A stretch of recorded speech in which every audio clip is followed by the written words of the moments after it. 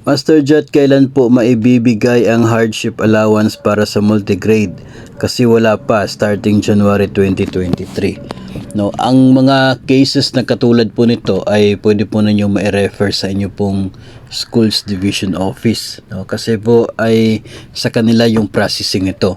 No, after po ng inyong pag-submit ng inyong pong mga requirements para po sa inyong claim sa special hardship allowance bilang multigrade teacher, no, pagkatapos po niyan ay masubmit sa division at may proseso, sila na po yung bahala sa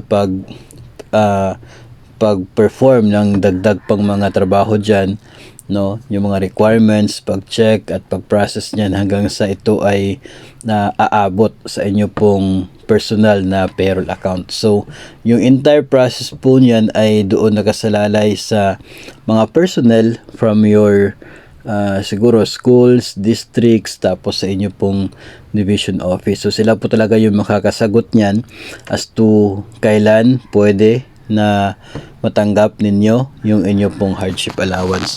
From simula pa po noong January 2023 na hindi pa po talaga ninyo natanggap, no, nasa 4th quarter na tayo ngayon at sadyang medyo matagal na yung hinihintay ninyo sa pagtanggap ng hardship allowance na yan. So pwede pong makipag-coordinate sa kanila para malaman po ninyo kung ano po yung status as of now and kung kailan ito posible na makakarating sa inyo pong account, sa inyo pong payroll account, para ma-enjoy naman po ninyo yung parang payment sa pagiging multigrade teacher ninyo as part of your special hardship allowance. So may mga cases na ganito na hindi po talaga natin masasagot at our level kasi doon po talaga siya masasagot sa mga personnel na directly involved within lamang po dyan sa inyo pong division. Sila po yung may access dyan.